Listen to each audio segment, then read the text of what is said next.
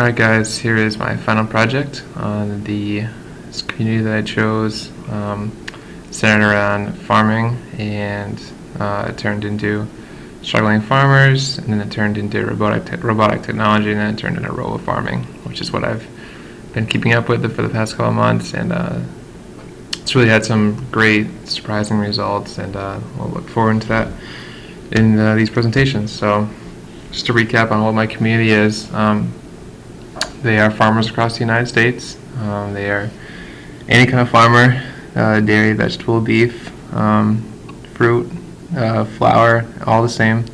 They have a lower quality of life. They are entirely dependent on government entities. It's a very tough industry to get into because government controls pricing. They control how much your farm is given with grants and loans and everything, and it can be very difficult because the way the government goes, you really never really know what they're going to do next. So they are also are increasing number of landowners that are being bought out. Large farms are really a growing industry in the Midwest, especially. A lot of small farms are going out of business. Not by choice, but because they can no longer sustain themselves. The population is getting older, and a lot of young people are getting into farming, and it's hard to replenish those needs when there's no young force that's ready to take over, and that's why farmers are having to sell their entities and sell their lives with who they've known their entire lives. So there's a high proportion of males to females, clearly, and it's obvious because the tradition, the labor, the just the whole mindset the farmers take. Females are not into the career field, but I mean the U.S. has seen more female farmers growing, and it was only 5% 30 years ago in the 1980s. So there's been a recent spike, but clearly it's male dominated. Describing my community as relating to social media, clearly, after my project here, Facebook is the primary driver. It helps to have pictures, stories, and tips that farmers can pass along to others and to friends. And Facebook was really the first to jump on the scene. I think it was about 8 years ago, and Twitter is not as big because it's more recent, and there's newer things like hashtag use and adding followers and retweeting. Farmers aren't as in tune with that as we are, especially in college. So they're a little slow, but videos are also another large driver. As you'll see coming up here, but on Facebook especially. What's important to them is family, friends, getting the job done right, and newer technology models. I know this because I was a farmer.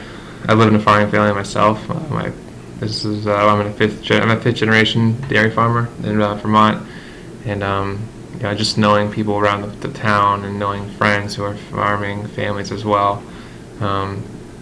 Family's huge to them. It's not really. Technology is not that big of a driver, especially when it's about getting the job done right.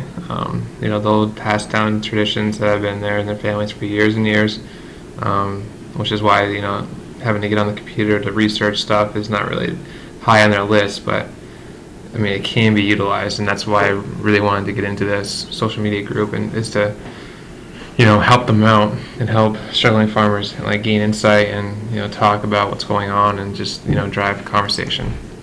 And also I bolded out milk prices because my inbox has been filling up with the Google alerts about how the milk price will be increasing at the end of the year and what that'll mean for farmers. And it's really driven conversation the past couple of months here. It's been a huge talking point, and it's gotten people talking about not only that but also issues around the whole industry. And another reason why I chose to look into this group. Influencers, primarily, ag chat, hashtag ag chat on Twitter was huge. It was founded only in 2012, but I mean every third Tuesday of the month, they have a weekly forum on Twitter, and then I mean in the weeks prior, they'll tweet out the topic of that month, and they'll have farmers and industries experts and whoever really to ask questions using the hashtag #AgChat, and then they'll post those questions on their Twitter handle to into their following and so on and so forth. So it's been a big driver. I just by clicking on the hashtag, you can see how many people have looked into it, and it's a lot. Others, I mean, they include Midwest farmers and not many dairy. I hardly found any dairy farmers on Twitter. Not a shocker because of the time needed. But the Midwest farmers, they hardly ever use hashtags, and they just posted, what their day at the farm was like, and so on and so forth. So, any topics that resonated was anything related to money, either that being the lack thereof. The farm bill is a huge topic, and how that's going to affect the money, and newer technology, and if it's worth the investment, and so on and so forth. And the newer technology, and what it's done, and what people have used it for is also high on the list. And because it's so new, it's going to take a while to grab on, and not many farmers are using it across the country. But those that are really seeing some positive benefits, it's just a matter of if farmers can pony up the $1 million expense, and it's not so easy when you only make a certain amount of money a year, and it's not high. It's below $50,000 for any normal dairy farming operation. What I learned throughout this time was, Facebook is the key and necessary driver, but spreading the word nationally and globally is, it's challenging. I got a good amount of followers, and a good amount of tweets going, and blog posts and Pinterest and all that, but it's way easier said than done, and I'm going to need a lot more time to really make the most of this. Videos are really preferred, and farmers would much rather view something than having to read something. Simple as that. And then again, hashtag usage is definitely one of the most underutilized areas, because simply put, they don't know what they are. You ask anybody, any farmer in the industry, especially those that are 50 plus, and I guarantee you none of them will know what it means. It's a simple fact. And even though I was using hashtags a lot on Twitter, it didn't really translate into any clicks or followers added or anything. So I noticed very quickly that the hashtag problem was a big reason why Twitter was not a big driver. Consumer, and where I was wrong to assume, it just came about recently, but consumers may be more willing to spend extra money if the farm bill isn't resolved by the end of December. The farm bill, it's been talked about a lot, and the rumor is that milk prices will double to $8 per gallon if a new farm bill is not reached by the end of this month. That's a lot goes into that. Congress needs to gain back money that they're losing if the farm bill isn't passed, and the way they do that is to jack up the prices of milk, and hopes that consumers will purchase. So consumers purchasing the new milk at $8 a gallon might mean more money for farmers in their pockets. So we'll see where that goes. And so I was just a little intrigued about the comments I got with the question of the week I just posed, and I'll go into that in a little bit. Another one was blogs are used by many farmers, but it's more of like a journal. They just post their thoughts, and they don't really include links. They just include daily recaps and stuff like that. So there are platforms out there and active ones, but not a lot of useful ones that I found that were anything like mine. So it's good and bad for me. And again, I highlighted that we can drive traffic using pictures and videos. My viewership was way up whenever I used both of those two as the main feature point, rather than promoting a blog post or promoting just a status update. So those are two things I'll go into. And accomplishing goals. My goal is to drive conversation, and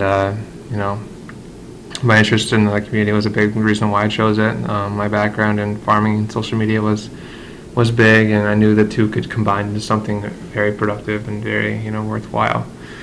And it wouldn't be immediate, and I knew that going in. And getting farmers out, getting farmers on social media is hard enough, but finding ones out there that are productive key influencers was also difficult. But I made the most of it, and I really made it. I think I made myself into a nice brand and something I can take with me moving forward here.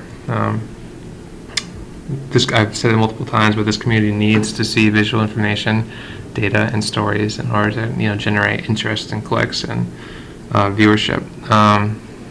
It's what I prioritized from the beginning, and it's what helped lead to my results, which I would classify as very positive. And then finding a way to continue to drive communication through key influencers, visual data is the key to this community. So again, becoming a key influencer and using visual data, marrying the two into one entity was where I saw the most progress. And then the KPIS, one of the strategies that the book talked about was one of the measurables was generating shares, comments, likes, and in parentheses bottom line objectives and quantifiable metrics. I feel like based on what my goals were and what I had to work with in only a couple months, I think it was quite positive and something that will be very worthwhile looking into in the future for any one willing to keep up the work and who wants to make a difference in the farming community. I had to switch some goals around in the middle.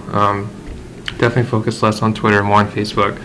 There was established influencers would rarely use hashtags, and Facebook, like I said already, is the longest tenured social media engine, and farmers have finally caught on, and they started to post pictures on Facebook, and they use it the way it's intended to get in touch with other farmers and stuff. But Twitter is the next hurdle to get over, and it might take a couple of years for they understand the true nature of hashtags and posting and link shortening and stuff like that. So and also another thing was I don't want to necessarily gain members, but just encourage discussion within my established group. I wanted to become a key influencer, and I want to get the people talking about issues in whatever way possible. So again, pictures and videos were key, but I used a couple of new techniques, especially on Facebook, to try to generate interest. And as far as the blog post, I had a lot of interest and viewership off the one list goal that we did early in the semester, and I thought rather than using 1,000-word blog posts that are full of information, rather keep it short, sweet, and to the point with some external resources would be the best method to promote farming through blogs. And again, I thought I used that approach. I switched to my approach in blogging from a lot of words and links and stuff like that to less words, more pictures, video, and I have a list, or I encourage debate, or I listed off things to look at if something was going to happen. So my strategies, just to simplify the process to reach the broadest number of farmers. Don't overcomplicate this conversation. Keep it simple. Ask questions, and stick what they know best. So visualizing something. I want to empower the public, and specifically the youth. The future of farming lies within these young group of farming family children, and motivating them to use social media might be the easiest way. Say giving the kids their own social media account. That's the farming. That would be the farm's name. The farm could have their own social media account managed by the kids. That might be the best way to get them motivated and get them interested in the field. And on Facebook, asking questions to make it easier for others to share was the best method. People weren't motivated to just comment on a status update that I would do, but if it was a question, it was a way more productive and way more positive. And finally, cast a wide net of avenues and also listen for information. Twitter was used primarily to listen for information midway through this semester and on. Even though I focused on Facebook, I utilized all four of them: Pinterest, blogging, Twitter, and Facebook, to create one clear message across all four. And I thought that was huge in promoting and following and getting productive results. So part two, I'm going to talk more about goals and